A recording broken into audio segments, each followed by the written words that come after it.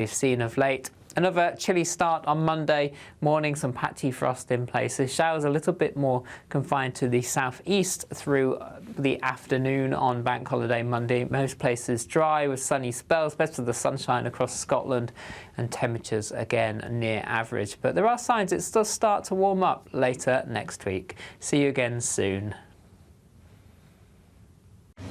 Even though we'll see a cloudy start, it'll be a bright outlook for the rest of the day. Boxed Solar, sponsors of weather on GB News. You could be the next big winner on the road in this brand new Alnag Baron 560 motorhome, courtesy of Marquis Leisure. Imagine the fun you could have in this luxurious home from home worth over £67,000. We'll also give you £5,000 in tax-free cash to make your next getaway a great one. And it could be all yours. For another chance to win the lot, text WIN to 63225. One entry costs £2.50 plus one standard network rate message. Or text bonus to 63225. 5 entries cost £5 plus one standard network rate message. Go to gbnews.com/win. Entries start at £2.50. Call 0903 686 3232. Calls cost £2.50 plus your network access charge. Or post your name and number to GB13 PO Box 8690 Derby DE1 9TT. UK only. Entrance must be 18 or over. Lines close at 4 p.m. on the 6th of June. Please check the closing time if listening or watching on demand. We have a royal invitation for you this Bank Holiday Monday. It's VE Day. We're going to be here at Buckingham Palace from dawn till dusk and at street parties all across the country. Join us For the pomp, the pageantry, the marches and the dramatic flypast. a day when we can all feel proud to be British. VE Day all day Monday and throughout next week. Only on GB News, the People's Channel. Britain's news channel. Good Afternoon Britain isn't just about us. The wonderful thing about this programme is it's about everyone watching. It's an interactive programme. Well, there absolutely is something to see here, and we're going to be talking about it more. Whether it's breaking royal news, please bring us up to date, or indeed a particularly punchy speech in the House of Commons. Very, very curious. We bring it to you live, and then we bring you live reaction as well. That's Good Afternoon Britain, weekdays from midday. Only on GB News, the People's Channel, Britain's news channel.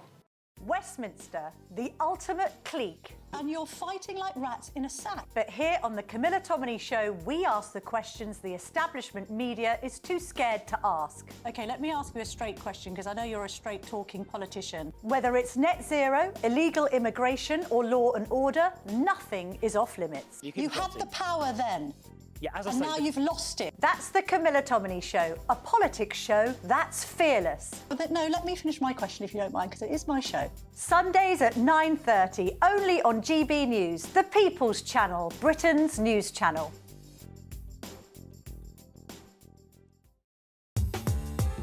I'm Christopher Hope. From pop stars to politicians, I'll interview anybody in a pub who's got a political opinion. Join me every Friday on Spotify, Apple Podcasts, YouTube or gbnews.com, or wherever you get your podcasts.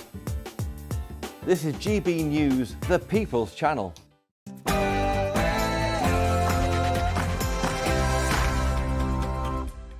Hello, it's 11 o'clock, which means it's time for tomorrow's newspapers tonight. Join us over the next hour for a bunch of stories, including Labour incredibly still think that grooming gang victims should shut up for the sake of diversity. I'm not sure this is going to help them win back those voters they lost to Reform.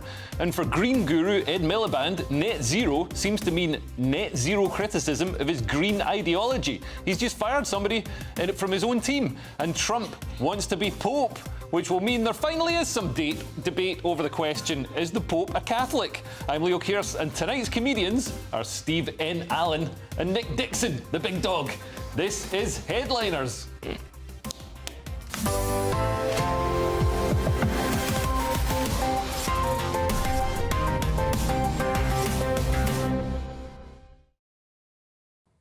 But before tomorrow's news, let's go to tonight's headlines with Sophia Wensler.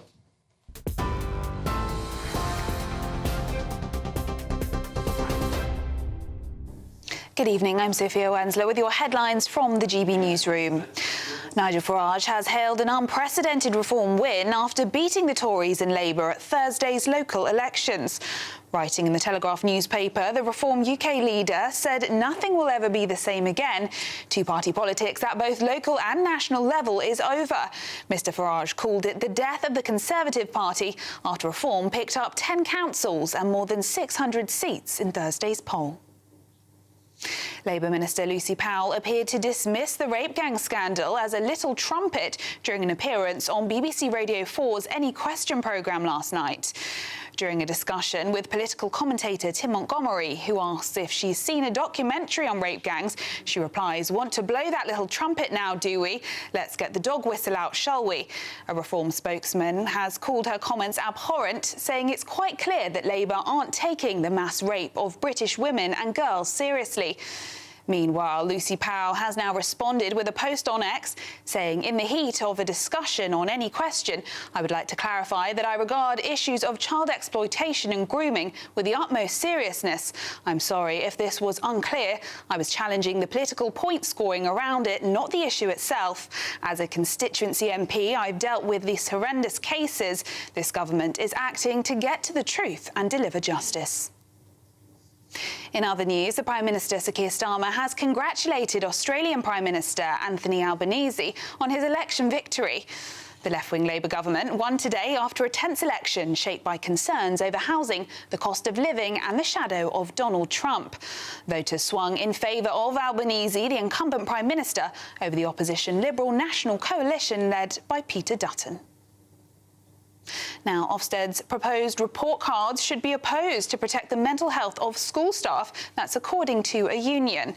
It comes as the National Association of Head Teachers is set to launch legal action against Ofsted over the new school report cards, which are due to be introduced in the autumn after they got rid of its old one- or two-word judgments. Elsewhere, Donald Trump has again jokingly suggested that he would like to be the next pope by posting a spoof image of himself.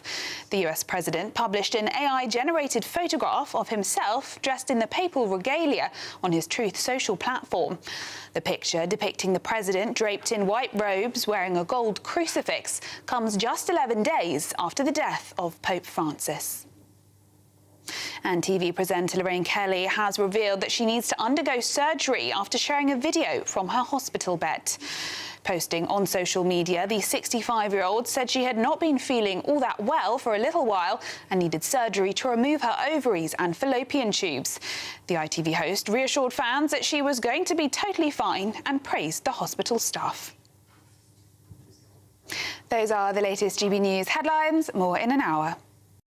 For the very latest GB News direct to your smartphone, sign up to News Alerts by scanning the QR code or go to gbnews.com/alerts.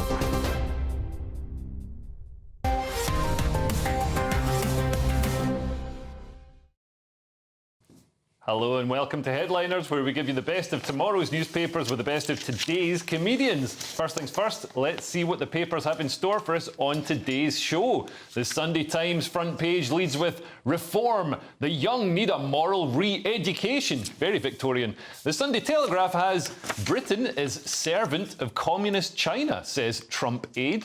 The Mail on Sunday leads with "Harry, now the backlash grows." The Sunday Mirror leads with "Honour our lion-hearted heroes." The Sunday Express has "Heartbroken farmers are suicidal." And the Daily Star on Sunday has "O'Grady's secrets from beyond the grave." That's Paul O'Grady. That's the front pages. How are we both doing? Steve and Nick, great to have you here. Yeah, doing all right. It's nice to be here. Still fighting the pollen, fighting the good fight. Yeah, that'll last until autumn. I thought we didn't get any summer in this country, and somehow I've got hay fever. It doesn't make any sense. And now you can't even enjoy it. Yeah. But you might be able to enjoy telling us what's on the front cover of the Telegraph. Oh, probably not. Let's not aim too high.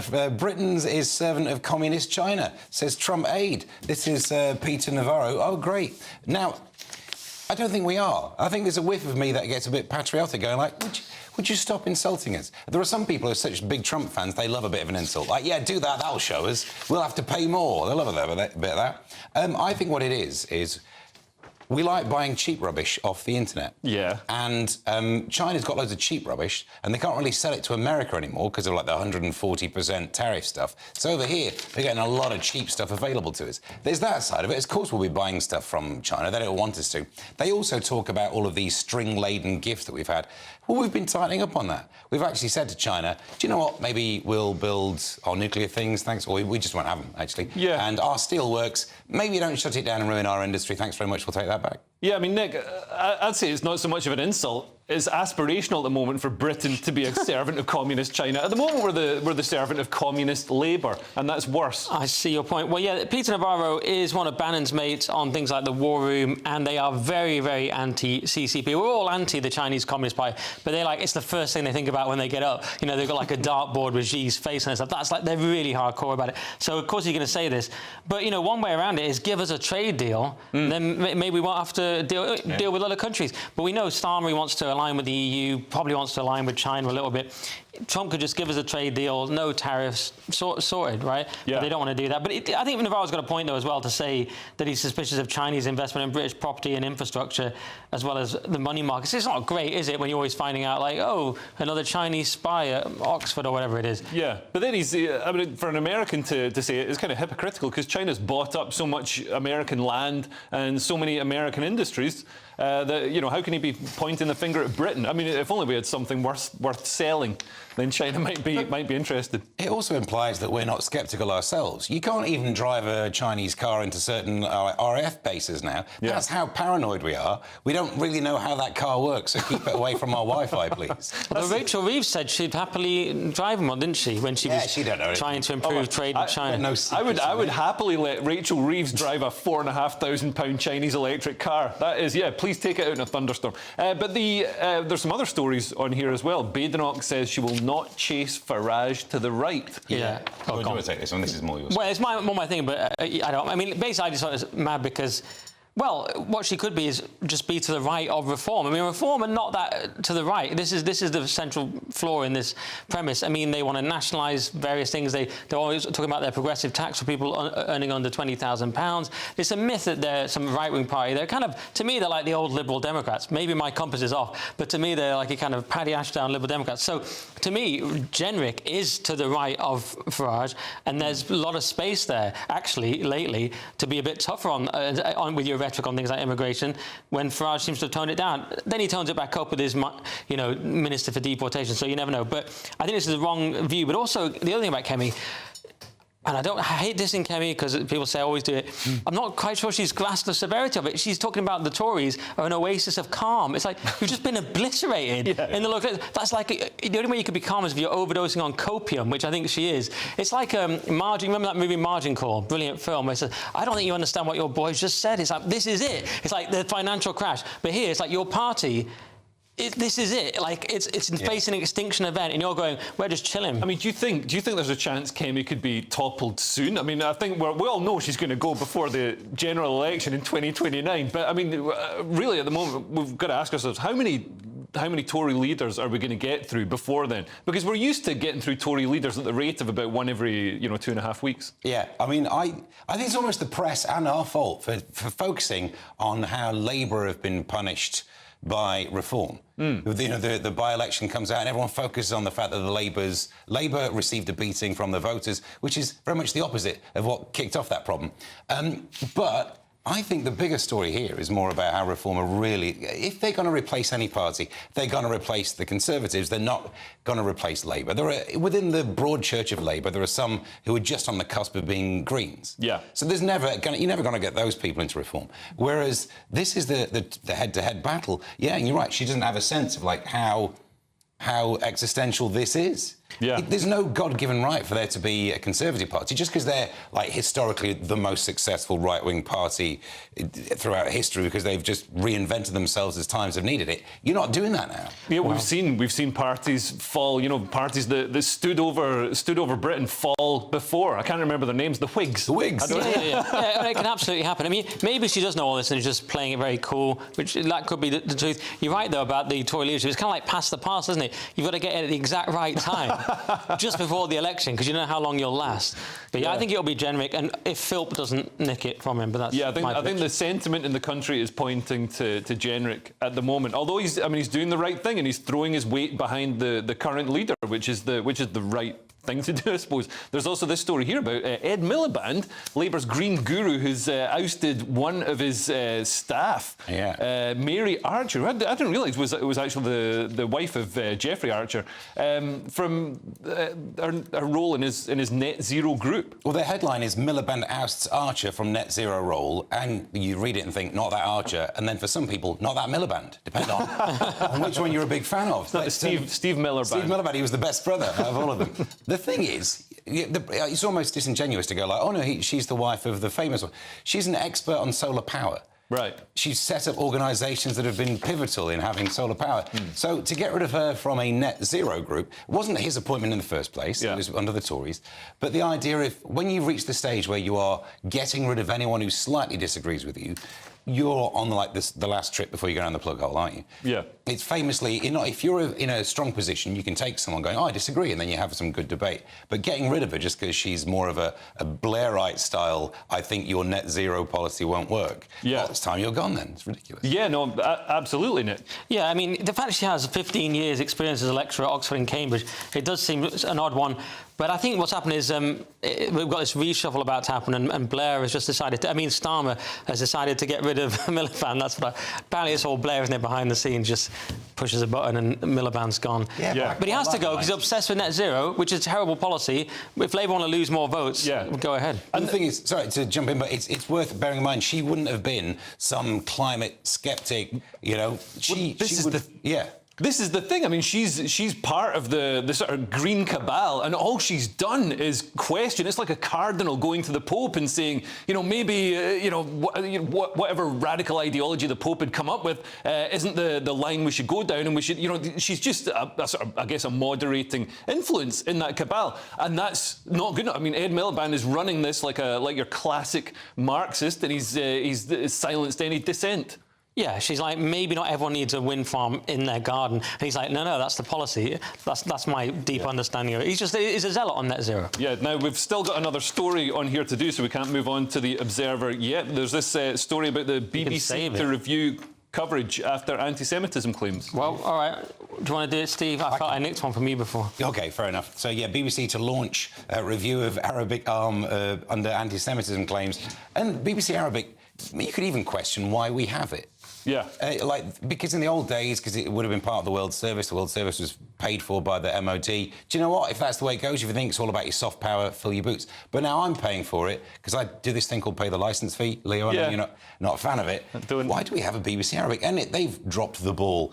There's definitely some cases where this is an area of media that has a problem in how it considers anti-Semitism. Imagine another area of media that was in some way the flip side. It was more controlled by people of the Jewish faith. I say that just so the comment sections they're going to have a great time on there now. I can't imagine that ever happening, Steve. That's going to be fun, isn't it? But no, look, at least the BBC are reviewing it, but they should be reviewing why they even have it. Well, I guess their reason, to play devil's advocate here, the BBC would say, well, we have to have, some slightly suspect people who don't perhaps pass the proper scrutiny because, journalists aren't routinely allowed to go in and out of Gaza. So we have to, rely on whoever's there telling us stuff. And the people who are there, might not have the most balanced views of the whole situation. I mean, what this guy said, he said about Jewish people, we shall burn you as Hitler did, but this time we won't have a single one of you left. I mean, that would probably get a round of applause at the BBC Christmas party, to be fair.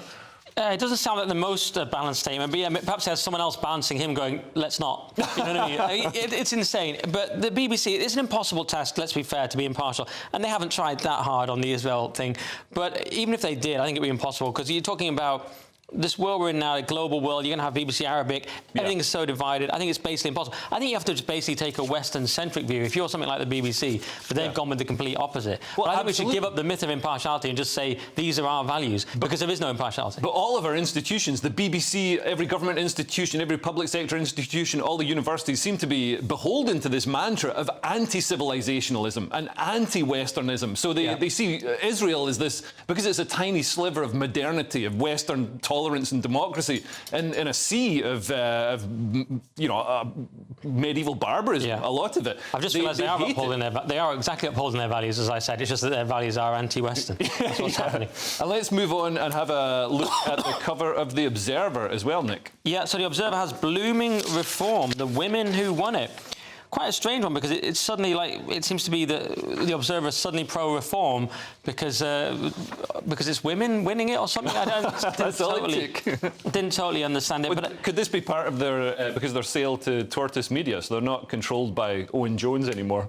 I don't know. But I thought at the same time Reform was seen as having a women problem. So I'm very confused because they don't have enough women MPs. Well, they've only just got their first one. Yeah. Well, they're trying to shed their boys' club image with the election of high-profile women. I'm just reading off this bit of paper. Yeah. My thing is just, I know it's crazy, but just have the best people. I know people like now they go, no, we need an exactly equal number of women, but never used to be like that, and we were fine. And what actually destroyed the Tory party partly, I'm afraid, was Cameron's A-list, an obsession with diversity over merit. And you could say the same thing about Blair's Babes. I'm not sure if that's the same. But I think Margaret Thatcher has shown us that women can be better than men at being, in moderation. Liz Truss has also shown us that women can be just as bad as men. It's equal opportunity, isn't it? Yeah, the idea this story says that it's fixing the woman problem. And they're talking about women voting for reform, like maybe somehow they will now get more voters. The vote split down, last time it was 17% of men were voting for reform, 12% for women. It's fairly close anyway. It's not like there's some massive issue in here. But I'm sure that now this story is they've got one female MP. There'll be feminists writing about this, loving it. Oh, they'll be posting on Blue Sky saying how much they love it. It's interesting, though, that it is in The Observer, it's in The Eye. We've not seen it in the other papers. It's a bit difficult for the Express to suddenly be like, representation is what we wanted. They've got against that for so long, but now they've got 20%. That's quite high. But I think people on the right, they are more interested in meritocracy, more interested in ideas than this sort of, identitarian representation of having this number of black people, this number of women, and the people on the right, as long as reforms politicians deliver, they'll be absolutely delighted, no matter if they're a man, woman, or a spoon with a face drawn on it. I think the spoon with a face drawn on it was eventually taken off the shortlist, but only after their vetting was eventually done. Apparently they've gone over to the Green Party. OK, that's it for the first section. After the break, we'll have the Mail on Sunday to give the once-over to, and lots more stories from inside the papers, including that story about a Labour minister dismissing the rape gangs as a dog whistle. See you in a moment. This is Headliners, only on GB News.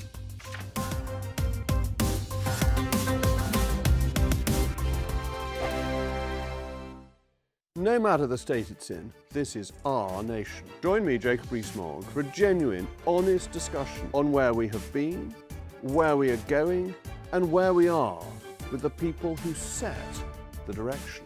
That's State of the Nation every Monday and Tuesday at 8 o'clock, only on GB News, the People's Channel. GB News Breakfast, every day from 6 a.m. Well, wine.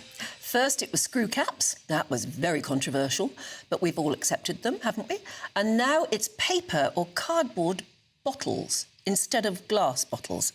Wine connoisseurs will get terribly upset about this, but will we all accept it one day? Probably. What's the sense behind it? Here it is. And it is, actually. There is no glass underneath that. It is cardboard. Yes, it is. Extraordinary. It's called When in Rome, a Pinot Grigio, and it says on the front, I have, and King Charles would love this because he loves all things sustainable, and it says on the front of the bottle, 6 times less carbon dioxide, planet-friendly wine. Oh, there we go, Pinot Grigio. So, does wine in a paper bottle taste as good? Let's test. Hang on a minute, are you just going to talk about it, or are we going to see the water come out? Should we see it come out? Well, it's going to introduce Malcolm I want as to well. taste first, so OK, we'll taste it first. OK, here we go. We'll pour some. Mm-hmm. This is Pinot Grigio. Pinot Grigio, nice colour. Very nice colour. Lovely colour. There you Looks go, good. that's one for you. Oh.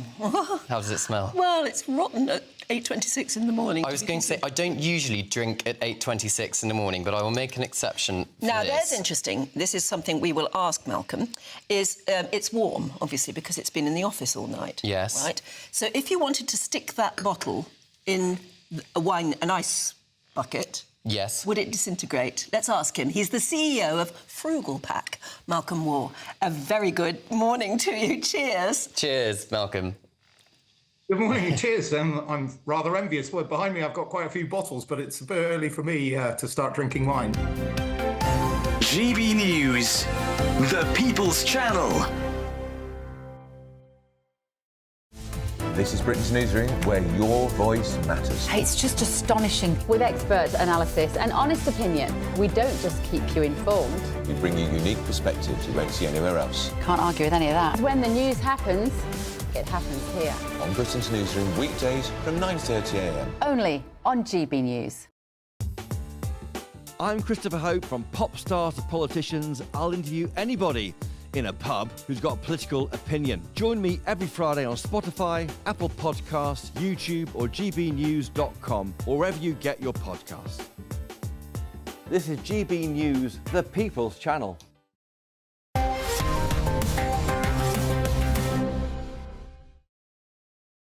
Welcome back to Headliners, and let's go to gbnews.com/YourSay to see what you've been saying. Hugh Jarrett says, although I instinctively want to have a meritocracy, my rational side says I want to keep my job. Very droll.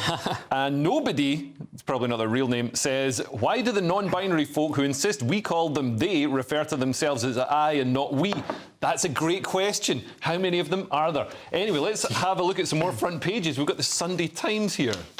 So the Sunday Times goes with, well, the reform story. Young need a moral re-education. Schools will teach a love of Britain if Farage is PM. Councils to cut net zero and diversity spending, although there's some more of that later on. That is a surprise. Keep watching. There is a lovely let's get rid of DEI story later on, which we can enjoy. But I think what you want to say is schools will stop teaching a hatred of the British way rather than will be forced to love. Because the way it's phrased there still comes across a little indoctrinating. Yeah. Whereas what you want is just to stop the other one. They're kind of like, oh, no, we're definitely... Presume we're bad and then read on further. Yeah. But it's also true that every generation thinks the generation below them's horrible. There's a quote from some ancient Greek, I wish I could remember the name of it, that says, I despair of the youth. Oh, yeah, ever since then, every generation's been terrible. By now, we really should just be pond scum, but we've managed to somehow float it. Yeah, it makes sense. But, I mean, I think we should possibly be teaching love of our country and our culture, Nick, because it's one of the greatest countries and one of the greatest cultures. One of?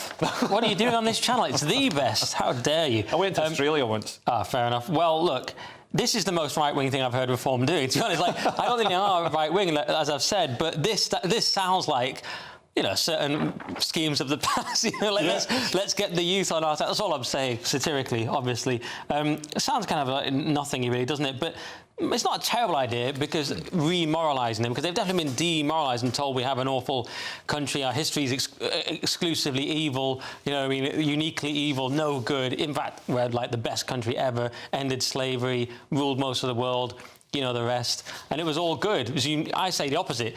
This is what it should be. Just tell me the exact opposite. It was all brilliant. Well, everybody focuses on the negative things. They never talk about that we brought railways and we brought modern bureaucracy to allow countries to run themselves, and we brought all this trade, and so people really got lifted into a better lifestyle of living and had their wealth increased. That's what I'm saying. And you might think conventionally teach balance, but no, we've had several decades of far left stuff in school. Teach just the total opposite. Yeah. Or just spin everything to be positive. Like, thanks to us, people of China developed a high tolerance for opium. and that could be useful. And the people of Scotland as well, allegedly. There's also vape shops are turning to selling illegal tobacco because duty on tobacco is so high that people are using black market tobacco. It does seem relatively minor in an industry fueling drugs, people trafficking and human slavery. But now they've done some illegal tobacco as well. It's like, can we focus on the whole human trafficking thing, guys? But I admit it's all so bad. Isn't the most annoying thing the vapes? Like the one legal part of their industry, I'm more against. It's still bad. You had one job. Like people who say, I quit smoking. Oh, right, what do you do? I vape. You still basically smoke. And you've not got any willpower. But the thing is, I remember going to pubs and clubs in the 90s, and you'd come out, your hair would be stinking, your clothes would be stinking, and now, if people, back then, if people were vaping, you'd come out and you'd smell of watermelon. It'd be amazing. Smell like you just sneezed in an Angel Delight. And there's also the Mail on Sunday here, Nick. Nick. Oh, I thought you were going to do this King story, but never mind. We're going to do that later. Oh, yeah, it's just because there's a funny line. The King feels he can no longer talk to the Duke of Sussex for fear that any private conversation will be leaked to the media. Nah. Literally on every front page. So the Mail has Harry, now the backlash grows. Palace unites with Whitehall to hit back at his stitch-up claim. And so there's just anger at Harry. It's pretty typical. I mean, Harry says a thing, then there's a backlash to it. I'm pretty sure we were part of the backlash last night. We covered it for about 10 minutes. But I always have a pop at Meghan more than Harry. I still say, Harry, you're still welcome if you can just get out of the cult. You can come back. But unfortunately, you're not the King of England. I'm not the King of England. And as I said last night, if I say the King won't even speak to me, that's a weird thing. But if Harry says it, it's actually a reasonable point. Yeah. But you're right, it is his fault, isn't it? Like, he's worried of there being a media leak. Stop writing books that have all of the stories from the past. Yeah. But it's really easy to shut that leak down. Yeah. It was a quote of when he told the story of the fight that he had with William when he was still a prince. And there was the sentence was something like, he shoved me, I fell over, landed on a dog bowl and broke my necklace. And that sentence really loses a lot of impact with that last syllable, doesn't it? Up until then, it could have been a dramatic story. Necklace. Oh, right, well, get over it. Go down being like... Yeah, I mean, in Harry's defence, like, of course he's got to talk about his intimate family secrets because nobody's interested in anything else he has to say. This is all he's got. Let's hope he's still got more secrets so he can still have more of a career. And let's have a look at some stories inside the newspapers now. We've got The Telegraph with Labour up to their old tricks of smearing anyone who mentions grooming gangs as racist, Nick. Yep, it's Labour Minister dismisses rape gangs as dog whistle issue. And this is Lucy Powell, and you may well have heard the clip. It's going around online. It was from Radio 4's Any Questions. Pretty shocking moment. Tim Montgomery was on there. He brought up, he said, I don't know if you saw the documentary about Channel 4 rape gangs, and Powell said, oh, we want to blow that little trumpet now, do we? Yeah, OK, let's get that dog whistle out. And it was an appalling moment. It was part of the denialism that allowed this to happen in the first place. Yeah. People were shut down. They were told they were racist. In this case, dog whistling, same genre. And what was fascinating to me is she's now put out an apology sort of saying, oh, I do take it very seriously, etc. But why would that even be in your mind to even say that? And my theory was it's part of the old software. Politicians for years got away with just saying, you're racist if you bring it up. But now that's changed. Everyone has seen that. People have read this transcripts. We know that thousands of children were tortured and raped for years. So now if you say something like this, it should have always been the case. But in this new context, when everyone's aware of it, it just sounds monstrous and insane because we finally realised there are worse things than being called racist, such as the rape and torture of children. Yeah, I mean, it seems that is what society is finally waking up to. This idea that racism is worse than letting children get raped and tortured is wrong. There's much to hate about this. The idea that it's so missing the point. He's talking about a Channel 4 document. Oh, Channel 4 with its right-wing agenda. So already you know that the attack of it just being right-wing is a fallacy. But it was journalism by the Times. The Channel 4 did all this stuff. So it's not like, oh, there's some website, some blogspot.com thing. Then there's also the fact that... just because a populist group might mention something doesn't mean you dismiss it. Listen to the point. Have a different answer to the group you disagree with, but don't dismiss it. Also, a dog trumpet is not the same as a dog whistle. She's confusing what you do when you're hunting with and a dog whistle that they can hear. Has she done no research into this? It's terrible. But also the idea that Tim Montgomery, a sort of Cameron-era Tory turned reformer, is this extreme figure is absurd. And just lastly, I mean, isn't this indicative of how Labour are completely out of touch and why they just got crushed in the local elections? Yeah, no, absolutely. And I think it reveals the attitudes across a swathe of polite society. You know, I think a lot of people exist in an echo chamber where, you know, any mention of grooming gangs is immediately dismissed as some kind of racism. But yeah, as we've said, the fear of racism does more damage. I mean, the Manchester Arena bomber, he wasn't stopped because the security guard was afraid of being called racist if he stopped this man. Yeah, I think we need to have a conversation where we're honest about some things. Like, it is true, racists will go on about this. Yeah. That's fact. But it's a true thing that happened, and it's a thing you should think is terrible. Yeah. Just because someone you disagree with has pointed to it doesn't mean you say, therefore I'm in favour of it. It's ridiculous. Otherwise, you end up having to hate dogs because Hitler liked them. Do you know what I mean? Absolutely. Well, that's it for this section, but coming up in the next section, we'll be taking a look at the front page of the Sunday Express, and we've also got Donald Trump wanting to be the Pope. See you in a moment. This is Headliners, only on GB News.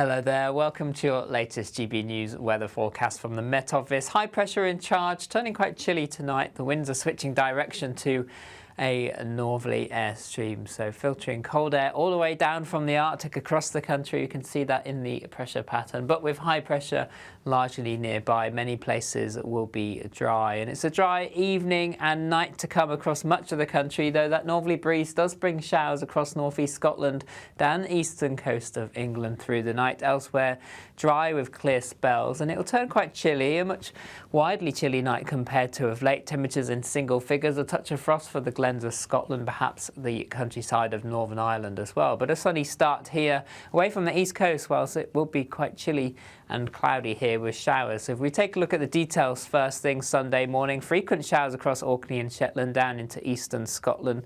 Showers falling as snow over the higher ground. Sunny for western Scotland, largely dry with sunny spells for Northern Ireland, Northern England too, but the east seeing those showers which continue to feed down towards East Anglia. But the vast majority of us, it will be a dry start with sunny spells, so rather fresh. And then through the day, showers continue down the eastern side of the UK, but they will become fewer and further between as we move through into the afternoon. But a chilly northerly breeze here, temperatures really struggling 8 to 9 Celsius at best in one or two spots. Best of the sunshine in the west and southwest, where highs will reach around 17 degrees, so much lower compared to what we've seen of late. Another chilly start on Monday morning, some patchy frost in places. Showers a little bit more confined to the southeast through the afternoon on Bank Holiday Monday. Most places dry with sunny spells, best of the sunshine across Scotland, and temperatures again near average. But there are signs it does start to warm up later next week. See you again soon. Westminster, the ultimate clique. And you're fighting like rats in a sack. But here on the Camilla Tominey Show, we ask the questions the establishment media is too scared to ask. OK, let me ask you a straight question, because I know you're a straight-talking politician. Whether it's net zero, illegal immigration or law and order, nothing is off limits. You had the power then. Yeah, as I and say, now you've lost it. That's the Camilla Tominey Show, a politics show that's fearless. But no, let me finish my question if you don't mind, because it is my show. Sundays at 9:30, only on GB News, the People's Channel, Britain's news channel. Join me, Nana Akwe, for an informative, interactive news programme with a difference. It's fun. No, he didn't say that, though. I'm so surprised. I think there's an element of truth to that. Join me from 3 p.m. every weekend, only on GB News, Britain's news channel.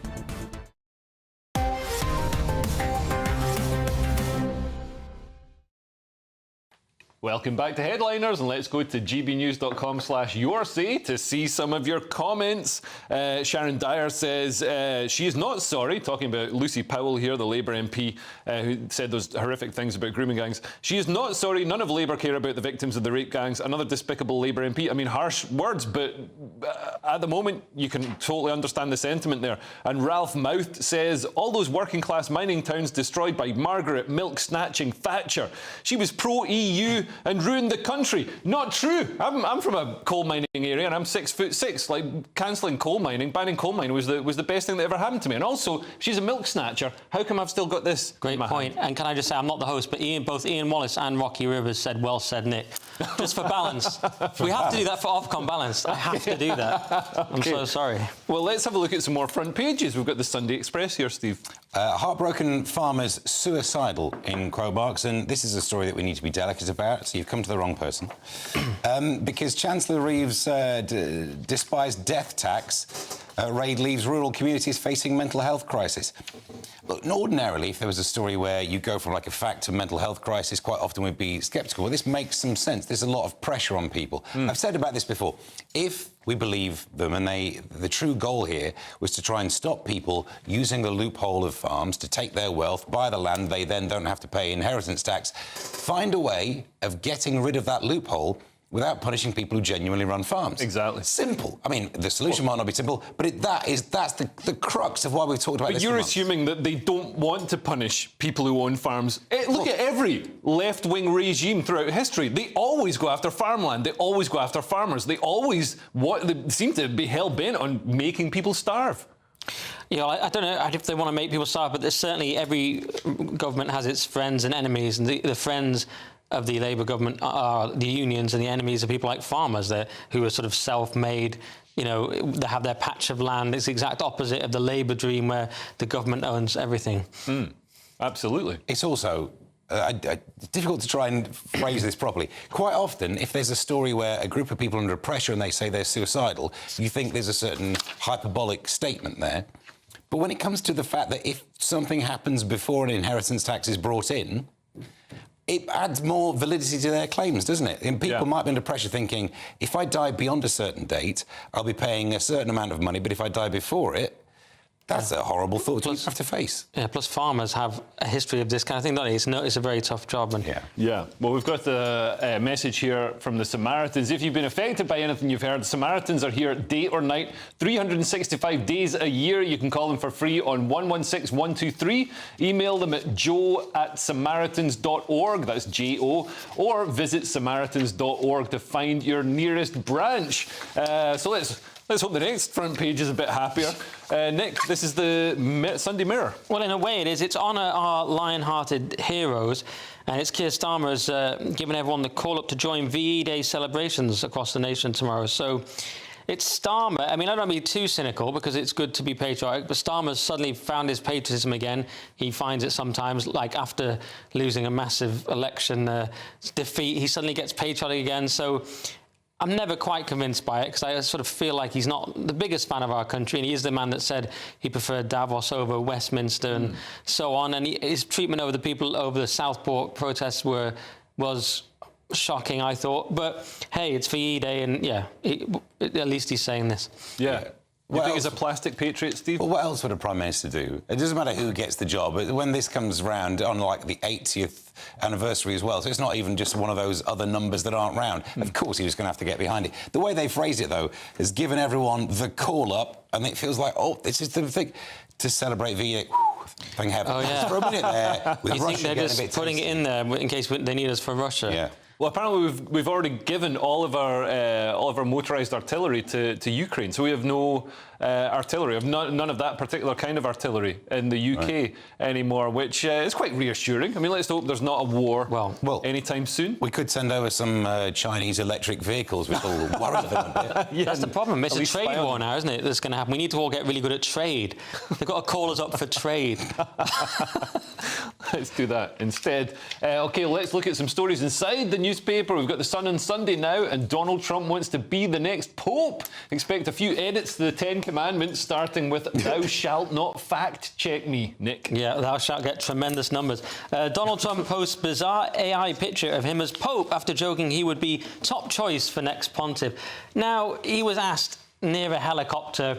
He was out there. They asked. There's the picture now. There's the picture, and for radio listeners, there's the picture. But I thought we were going to show the clip. There's a great clip. He's out there. The chopper's making a lot of noise. They say, "Who do you think should be next Pope?" He's like, "I'd like to be Pope. That would be my number one choice." It's a bizarre Trump. Everything Trump says is hilarious, and it was just another hilarious Trump moment. I wouldn't read too much into it, but then he did say, there does happen to be a cardinal in a place called New York, and that's he means Cardinal Timothy Dolan, who is technically a possible candidate. I mean, do you think this is going to win back American voters who might be worried that Trump isn't taking the role quite as seriously as he should? No, I think we should find the clip of him when he was being asked about his religion. I love this clip so much, where they say, "What's your favourite part of the Bible?" And he says, "I'd have to say all of it," which is up there with, like, "What's your favourite Phil Collins album? Best of." Do you know what I mean? It's not a good answer. Best of the Bible. Yeah. Can't go wrong. Best of the Bible. But I mean, that's surely the most Christian answer. I mean, you're not going to say certain parts of the Bible, the holy word of God, aren't as good as other parts. The Bible is supposed to be completely linked, from start to finish. Everything is thematically linked together. Trump is the ultimate Christian. He was right. But everyone says this is a joke, until it's not a joke. Like, they want to take over Canada. He's having a laugh. He's not having a laugh. All right. OK, moving on. We've got the Sunday Telegraph now, with universities told not to ask about pronouns. But don't worry, pronoun people are like vegans. They'll tell you without being asked, Steve. This is so good. Don't ask about pronouns. University students told, unless you're studying, like, English language, in which case, do ask about pronouns. Otherwise, part of your education's missing. But they're saying, in general chit-chat, don't say to someone, oh, what are your pronouns? Because it puts them under pressure to potentially out themselves as someone who has non-heteronormative pronouns, which, as you say, they pretty much mention it, don't they? And also, like, you know, they say, oh, it might out transgender people. I mean, we can tell. Well, possibly. Just look at the feet. The question of having a conversation about pronouns, it doesn't make any sense. Because someone would say, what are your pronouns? The other person would say, I and me, because that's how pronouns work. Yeah. And then they'd say, no, what should I call you? Well, you'd call me you and you, because that's how second-person pronouns work. No, I mean, if I'm talking to someone else, what do I care? I wouldn't be there. So this conversation shouldn't even happen in the first place. I'm confused. And isn't this, I mean, wasn't the advice just a few weeks ago from Stonewall and all these places to say, oh, don't ask people, or do ask people what their pronouns are. You've got to ask them so they can express their pronounness. I know, and it's changed. I mean, great sentence here from the guidance. When you first meet someone, you don't want to ask about their pronouns. True. I really don't.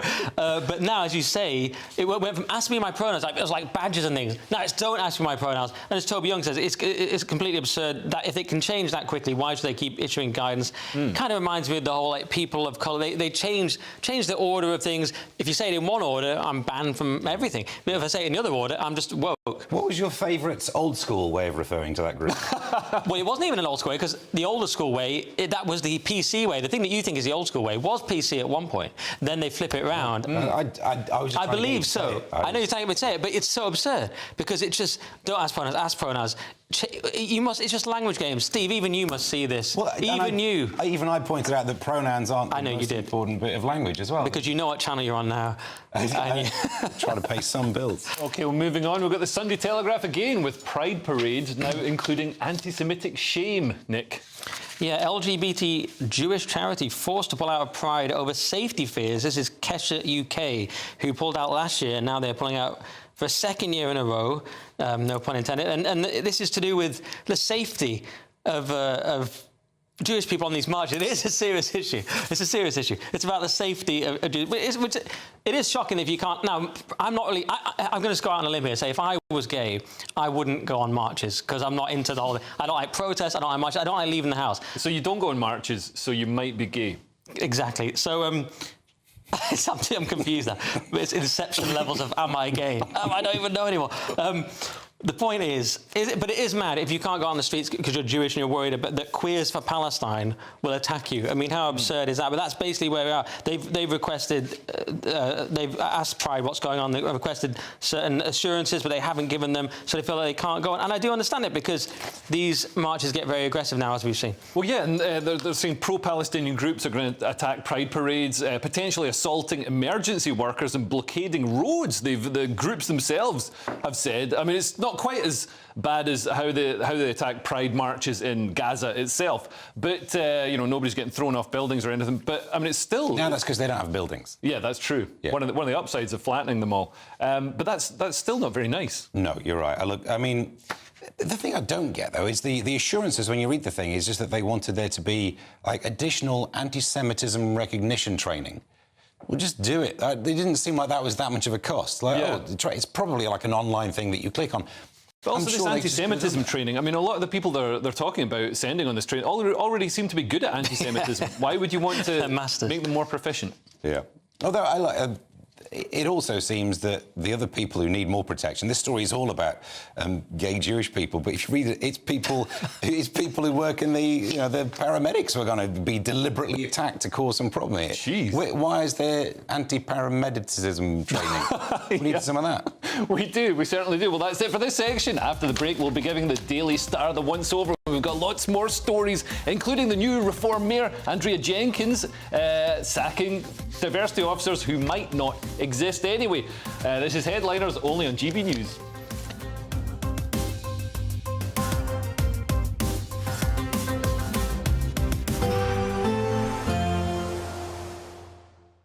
You're looking happy. Well, the forecast looks good.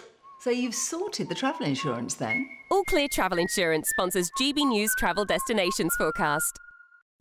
If you're heading south for some holiday sunshine, the best bet is Greece at the moment, sunny spells, also fine in Italy, but Iberia continues on the same theme that we've seen during the last few months. Low pressure, spells of rain and showers, especially for parts of Portugal, northwest Spain, and into the south of France, some heavy downpours, those reaching northern Italy. But for the rest of Italy, cloudy spells, but otherwise largely dry, mostly fine in Greece, and it continues that way next week. All Clear Travel Insurance sponsors GB News Travel Destinations Forecast.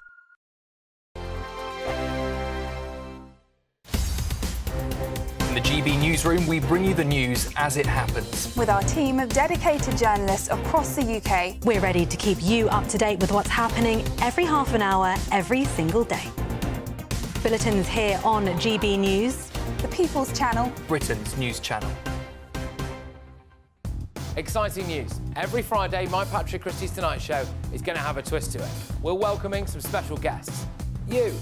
That's right, on Fridays I'm going to be doing my show in front of a live studio audience because this show is about you and what you have to say. It's going to be the same big debates, same big topics, same big opinions, but every Friday night at 9 p.m. you are invited to come on down to Patrick Christie's Tonight to be a part of the action.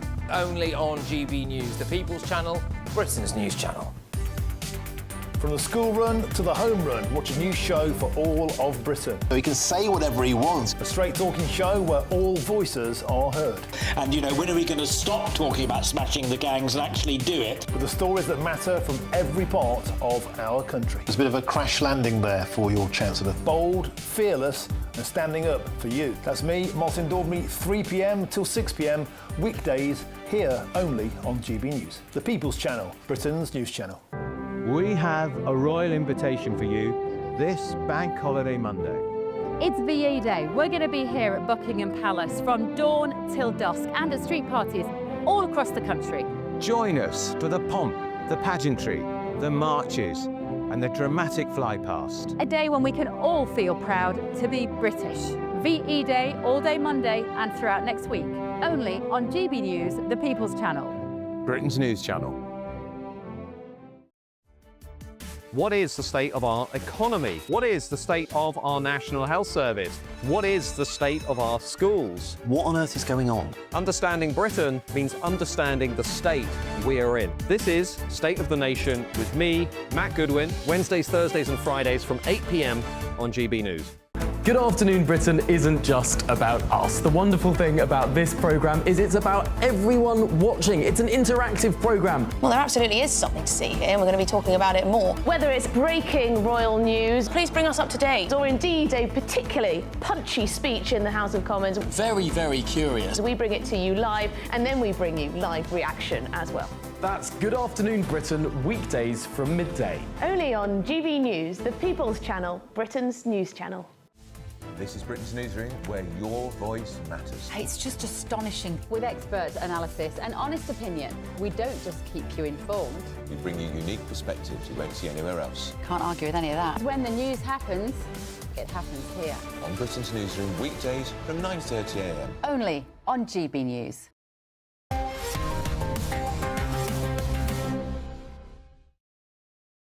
Welcome back to Headliners, and let's have a look at the front cover of the Daily Star, Steve. O'Grady's secrets from beyond grave. Nope. I don't even need to read this, and I'm fairly sure that he's not sent any secrets from beyond the grave. What with that not being a thing that you can do? You're such a cynic, yeah. Steve. I mean, we know that the CIA has invested heavily in psychic powers, so they must believe it works or it could work. I believe in, we were talking about this before, Joe, I believe in near-death experiences. I'm not sure about psychic stuff. He's on the other side. Steve believes in nothing. Yeah. He's a nihilist. He very much overshot the near-death experience thing, and that's why we're not hearing from Paul O'Grady. OK, that's about spiritual phenomena, Steve. All right, I'm talking about someone not sending messages from beyond the grave. Well, let's look inside the newspapers now. We've got The Independent now with a new Reform mayor already achieving one of her first pledges on the first day in power, Steve. This is so good. So, new Reform mayor Andrea Jenkins vows to sack county council's diversity officers, except there aren't any. Job done. On to the next one. I love how you can do that with a to-do list and realise you've already done these things. But I think a lot of DEI officers, a lot of diversity officers have changed their job titles so they don't get sifted out when people shake down corporations and organisations to find the diversity officers. Well, then how's she going to find them? Well, that's what she's found some. She says here, Dame Andrews says the North Lincolnshire Council does have them, and they call themselves outreach officers, and there's pressure to wear rainbow lanyards and things like that as well. So I believe her. But this is a kind of a gotcha thing, because the claim about reform, and it may have some merit, is that they make these big grandstanding claims. They've won on many national issues, but they don't understand the nitty-gritty of local councils. That's probably true, because they've not been in them. Yeah. So I think it may be fair. But surely it's true to say you've got to get on this. You can't let these kind of mistakes happen, because they will embarrass you. This isn't a mistake, though. This isn't a mistake. We know that these diversity officers are in every public sector organisation. I've worked in public sector organisations. They're there. They're there. They might rename themselves. They might pretend they don't exist. We know they're there. We know there's policy being written. You can read the policy. Every local authority has insane diversity policy, taking up reams of time and money for everybody. Not up in Lincolnshire, where men are men, and I don't know what else they do up there, but it's a different world. That's the most worked up I've seen on something that isn't about Ukraine. OK, moving on. We've got the Mail on Sunday now, with women finding a new and innovative way to blame their own terrible decisions on men. Nick? I feel I was slightly loaded, Leo, but I'll read it. Women in their 30s reveal the horror of fertility vampires, selfish men who date you during your childbearing years and dump you when it's too late. So, yes, I mean, there's some truth in what you said. There's a mutual responsibility. But I do feel for women, because there's no societal structures in place. Society's lied to them, told them you can just freeze your eggs forever. Shows like Sex and the City, the creator of which regretted not having children. So, you know, so they don't necessarily notice, oh, no, this is the time I should have been having children. They were with some bloke who wasn't serious. He didn't marry them, and then he moves on, but it's too late for them. It's a tragic thing. But the end of that paragraph should be, I realised I made a mistake, whereas this story is, and I realised I could blame him. Of course. He's a vampire. That's a given. Like, sentences like, you have the right to change your mind, are something that I'm sure all women agree with. Yeah. Until you think about it being a bloke who changes his mind in a relationship. How dare you? You're wasting my life. You don't start out as a bloke in a relationship thinking, I'll give it 7 years, I'll deliberately waste their time. But you might reach a stage where you think, this is not for me. Yeah. You're allowed to do that as a bloke, aren't you? It's your fault, though, Steve. Here's why. Because the left, of which you're a big part, have just broken down all social structures that put pressure on people to get married, have children, etc., not cheat, don't get divorced. If you don't have those things in place, people will do what they want. Well, we're going to end it there. Let's take a final look at Sunday's front pages. The Sunday Times leads with reform. Young people need a moral re-education. The Sunday Telegraph has Britain is servant of communist China, says Trump aide. I wish our communist leaders were that good. The Mail on Sunday has Prince Harry's Now the Backlash Grows. The Sunday Mirror has Honour Our Lion-Hearted Heroes. The Sunday Express leads with Heartbroken Farmers Are Suicidal. And the Daily Star has Paul O'Grady's Secrets from Beyond the Grave. And that's it for tonight's show. Thank you to my guests Steve and Nick. I'll be back tomorrow at 11 p.m. with Simon Evans and Kerry Marks. And if you're watching the 5 a.m. repeat, then stay tuned for breakfast. And I hope to see you tomorrow night. Cheerio.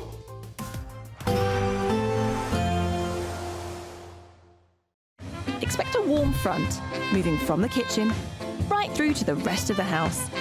Boxed Boilers, sponsors of weather on GB News. Hello there, welcome to your latest GB News weather forecast from the Met Office. High pressure in charge, turning quite chilly tonight. The winds are switching direction to a northerly airstream, so filtering cold air all the way down from the Arctic across the country. You can see that in the pressure pattern, but with high pressure largely nearby, many places will be dry. And it's a dry evening and night to come across much of the country, though that northerly breeze does bring showers across northeast Scotland, down the eastern coast of England through the night. Elsewhere, dry with clear spells, and it'll turn quite chilly, a much widely chilly night compared to of late. Temperatures in single figures, a touch of frost for the Glens of Scotland, perhaps the countryside of Northern Ireland as well. But a sunny start here away from the east coast, whilst it will be quite chilly and cloudy here with showers. So if we take a look at the details first thing Sunday morning, frequent showers across Orkney and Shetland down into eastern Scotland. Showers falling as snow over the higher ground. Sunny for western Scotland, largely dry with sunny spells for Northern Ireland, Northern England too, but the east seeing those showers which continue to feed down towards East Anglia. But the vast majority of us, it will be a dry start with sunny spells, so rather fresh. And then through the day, showers continue down the eastern side of the UK, but they will become fewer and further between as we move through into the afternoon. But a chilly northerly breeze here, temperatures really struggling 8 to 9 Celsius at best in one or two spots. Best of the sunshine in the west and southwest, where highs will reach around 17 degrees, so much lower compared to what we've seen of late. Another chilly start on Monday morning, some patchy frost in places. Showers a little bit more confined to the southeast through the afternoon on Bank Holiday Monday. Most places dry with sunny spells, best of the sunshine across Scotland, and temperatures again near average. But there are signs it does start to warm up later next week. See you again soon.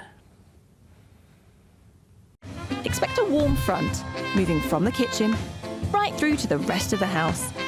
Boxed boilers, sponsors of weather on GB News.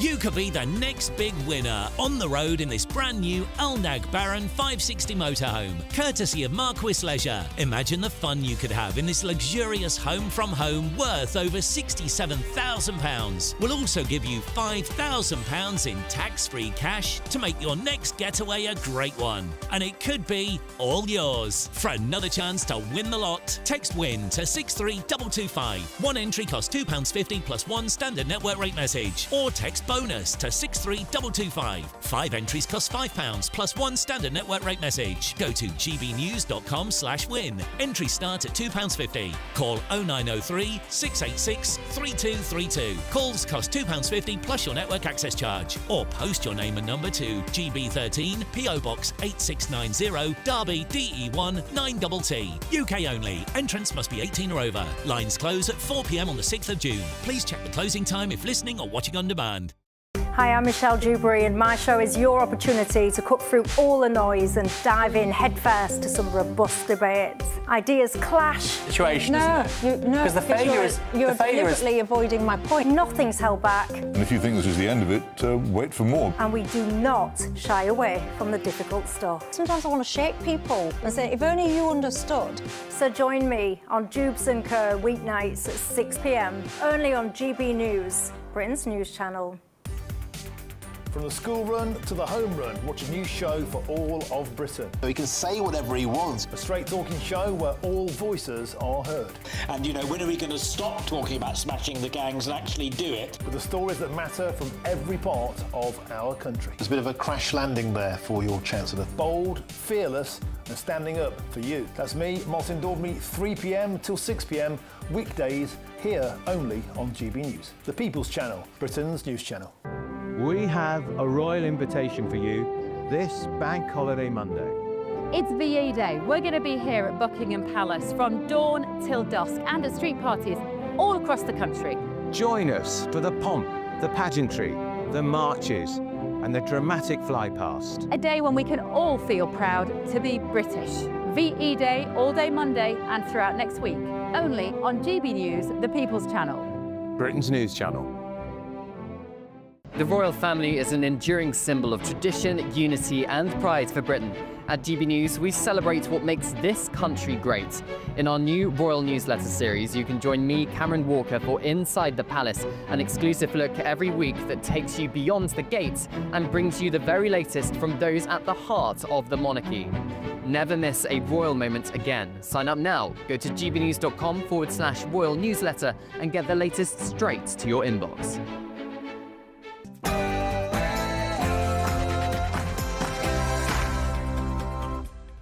It's Saturday night, and this is the Saturday 5, the UK's biggest Saturday night TV show. I'm Alex Armstrong, along with Will Kingston, Dr. Renee, Peter Barnes, and Kai Wilshaw. Tonight on the show, can Harry sink any lower? Unveiling Blair's biggest plot yet to control you. And Andrew Marr thinks you're a borderline racist. Keir Starmer is set to end democracy.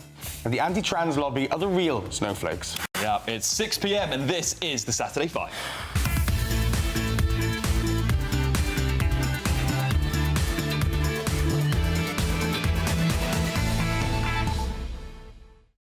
Yeah, welcome to the Saturday 5. It's been another big week of news, hasn't it, everybody? Tony Blair has declared that the government should scrap net zero and replace it with carbon capture. That's just days after Ed Miliband and Angela Rayner reportedly teamed up to save it. Frankly, with that much hot air involved, carbon capture might not be a bad option.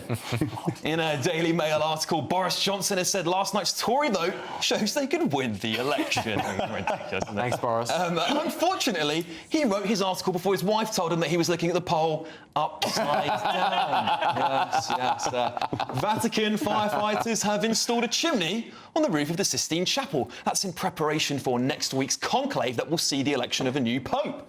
But they were shocked to find that the black and white smoke was replaced by an orange one.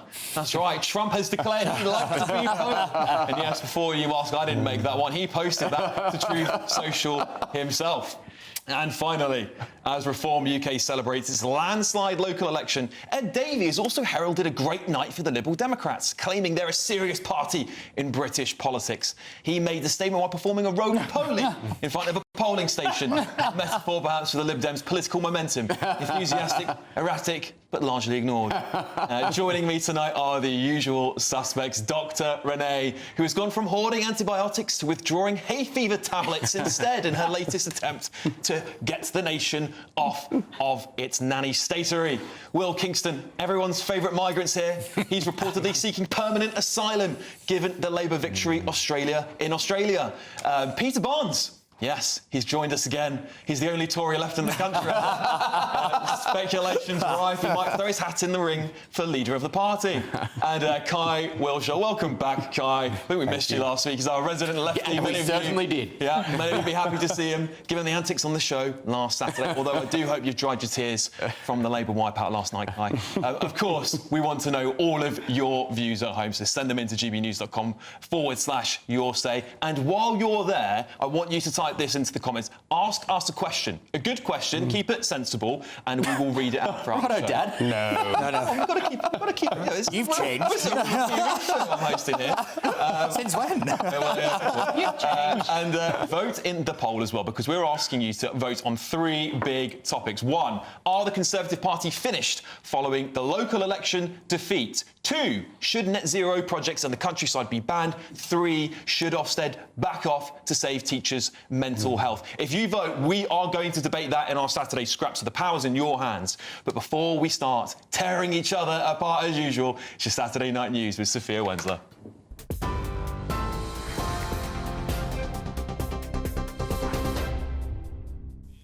Alex, thank you. Good evening. It's just gone 6 o'clock. These are your headlines. Nigel Farage has hailed an unprecedented reform win after beating the Tories